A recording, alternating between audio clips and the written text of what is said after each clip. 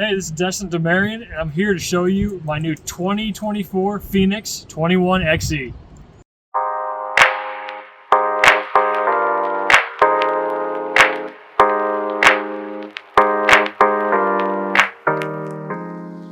So let's start at the front of the boat. I think you can see something a little bit different than usual. We've got the Power Pull Move trolling motor. I was very excited about this trolling motor. I've been running all treks for a long time, very good trolling motor. And in order for me to swap, I did a lot of research. I want to make sure that I got it right. So I really did my due diligence. The Power Pull, with everything that they do, they always make sure they do a lot of research and development, a lot of testing, tweaking things, and they always want to make sure that they do it right. They did almost 7 years, I believe, of research and development on this thing, so I knew they were going to make sure that this thing was ready to rock right off the get-go. The first thing you can look at, much smaller profile. Got a really small head on it. It sits down. It doesn't cover, get in your field of vision when you're driving as much. Very, very durable. It's got a titanium trolling motor shaft, almost indestructible. Extra boards, extra gears, just in case you break them, you got extras. So for me, it kind of defeats the purpose of carrying a spare anymore, which is really nice. That was a deciding factor. It's a little bit more expensive, but you can justify it with the fact that you don't have to carry two trolling motors anymore, in my opinion. On this year, I went back and I'm doing the 360 again. Got a special mount from K&K Customs for that. Active Target 2. Been a big Lowrance guy for a little while. Went with Active Target 2. I really like it. Garmin's also very good, but I've been really comfortable with my Active Targets and running it again. So I'm running an HDS Pro right here. This one is for the Active Target 2. This one's the one I'm going to be using most of the time when I'm up here in the battle station. I took my HDS Live 12 off here. This is mostly just for mapping. There's a built-in transducer to the Power Pull Move for this, so I can get 2D and stuff. And I pretty much just use this for mapping in 2D. And then I've got a Solix 12 right here to specifically run this 360, and it's linked with another graph on the console back there. I wanted to go back and try 360 once again.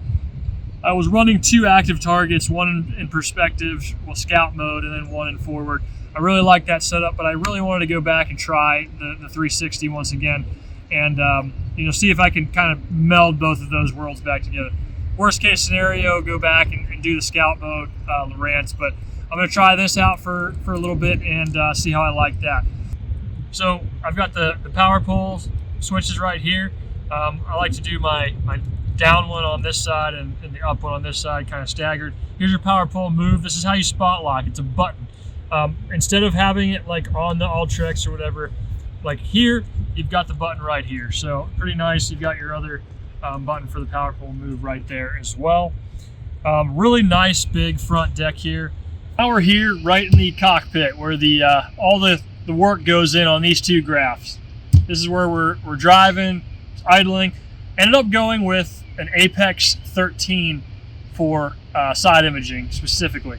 It's got the highest resolution, I believe, of any graph out there, so the side imaging is really, really clear. I've just been playing with it a little bit and I am super impressed. This one's linked with the Solix up front so we can share waypoints. And then I've got the HDS Pro here. Really like having two different mappings. Lowrance has got really, really good aspects. Humminbird, Lowrance, Garmin, they've all got pros and cons, and they kind of complement each other, the Humminbirds and Lowrance, especially when you're idling. Having really good 2D here. I have a through haul transducer so I can be running quickly and still see the bottom, even pick up on fish when I'm running 40, 50 miles an hour. I've got good C-Map here, Lake Master, a lot of good stuff about both of them that I like to have. With Humminbird, you've got the Mega, Lowrance, you've got 455, 800, good side imaging as well. They both look different. They both got their pros and cons there. Bob's jack plate goes up super quick. Love how responsive this is. Probably the best jack plate out there right now. Here's your motor trim on this side, on the right. It's where I like to keep both of those. Here's your gas gauge and all your tack basically, and here's your RPM right there. So here's your power panel. This is a little bit different than what I've been running. I've been running a 21 PHX, and they've had like the switches like this. These are billet switches. So I can turn the power on, I just push the button in. I've got my bilge, horn, nav lights, port fill, starboard, all these switches that I can just control from here. the red light goes on first, and then some of them have a green light as well, manual and automatic, to run the live wells and that. So really cool new feature on that. I've got my power pole move remote right here. I can control my power poles off of here as well. I can run my power pole move right here is all the settings. You can see this actually charges this. Putting this in here charges this remote for us. Yeah, so this is about the third year I've been running C-Deck on the floor here.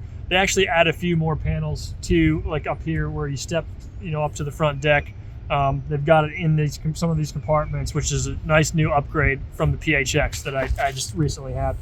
I've got the C-Deck here around the foot pedal, and I've been really happy. It's super easy to clean. They've been using it in salt water for a long time, so that's a very nice feature of the XE.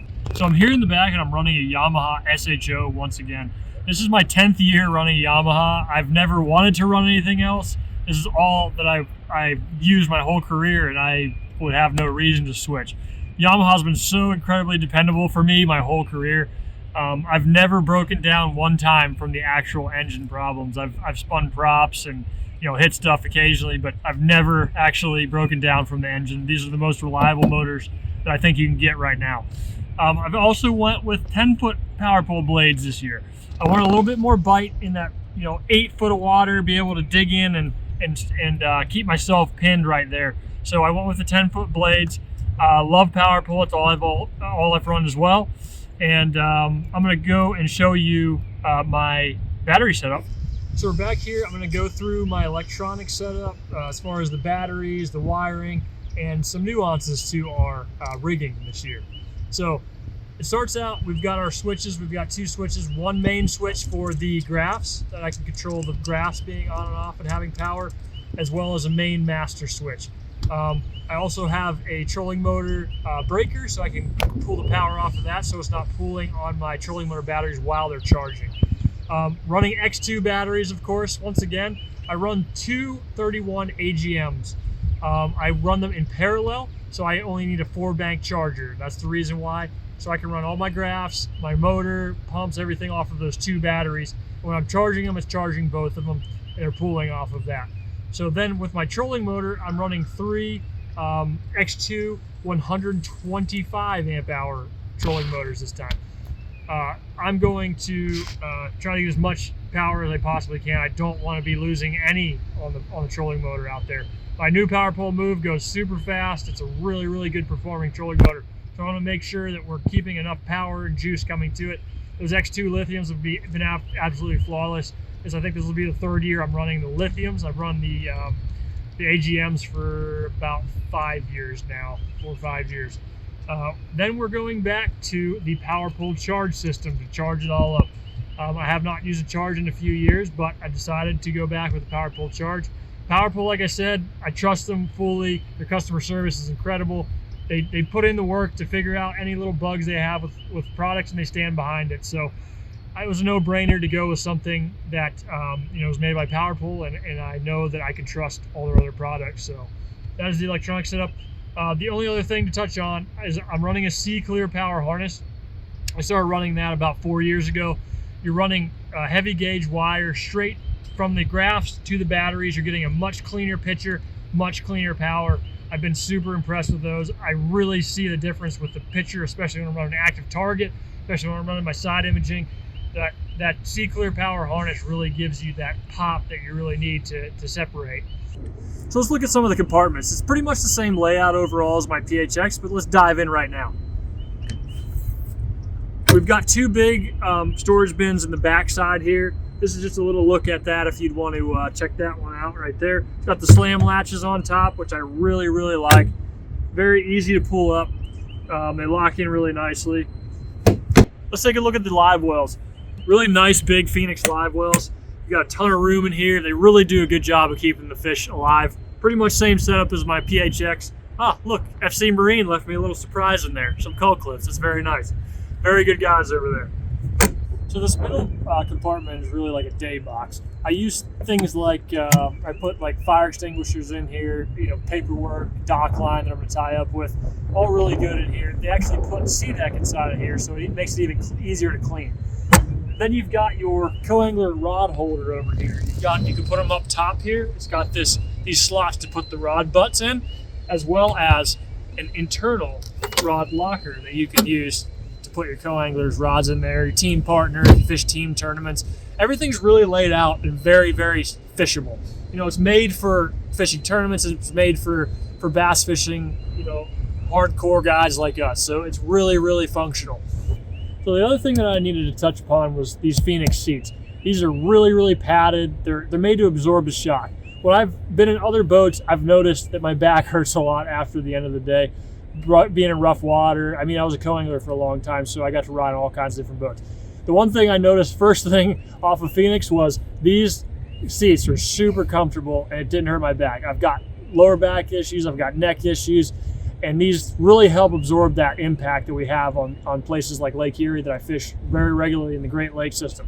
So these seats are extremely, really comfortable and functional for bass fishing, hardcore like we do. So here's a couple more little compartments that are nice. I use this middle one sometimes as a cooler because it's got a drainage in the bottom of it. A really nice thing on their layout. These ones are just kind of like little day boxes for baits and stuff. These trays come out really nice. You can put stuff underneath that as well. Another little tray here for baits maybe that you use throughout the day, and then you can restock them. They've also got the functionality here. They've got the bump board built right into this top compartment. Got the nice Phoenix emblem right here as well, and then you've got your tools right here. I love this function of it. They built everything in and make sure that everything really makes sense when you're fishing. It's just easily accessible. So let's get to the front deck here. This is pretty much the exact same setup as my PHX. You got this really big front middle compartment. Love it. It's got a ton of storage in it. Really deep compartments too. You can fit a ton of tackle in here. You've got the deep middle here, and then you've got the sides a little bit shallower, and you got a back there with a bungee you can put some more tackle in. And believe me, I try to pack as much as I possibly can because I'm a bit of a tackle addict. So this is a really nice feature for anybody who likes to carry a lot of tackle like myself. So another really cool feature for the XE is the fact that this whole front deck, not just the front piece up here, the whole front deck is padded. It makes it super nice on your back from standing all day. You know, we all get bad lower back pain from standing on the front deck all day, especially when it's rough and you're just having to keep your balance like that. So very, very nice feature of the XE. A little bit more comfortable. You've got the super padded decks up front here. You've got a rod locker over here, another rod locker there, which I like to keep a lot of safety equipment in, like throwables and things. And we've also got a cooler and another day box tray on this compartment as well. Let's open up the rod locker here. This is the main rod locker that I use. It's got C-deck in it as well. Nice new feature on the XE. You've got big holes there to put the tips in. I like to still use a rod sock for my rods just to keep them from tangling up too much. You've got the trays for the butt back here, and very nice, very smooth, sleek rod compartment right there. Let's move over here real quick. I'll open this other one. This is where I put a lot of my safety equipment. This is where like my active target box is as well. You can also put rods in here. You've got the trays, the C-deck on the bottom. I keep extra life jackets, throwables, things like that over here too. So another good spot to put more rods or extra safety equipment. And then you've got this other one right here. I primarily use this as a cooler, but you've got this day tray. Sometimes I put some calling accessories, things like that I need really accessible. And then you've got a deep cooler right there for drinks and snacks, which is it really keeps things cold. I really don't have to put on that much ice, and it still stays pretty cool all day. So also a very nice feature, very similar to the PHX, but some nice added options here on the XE.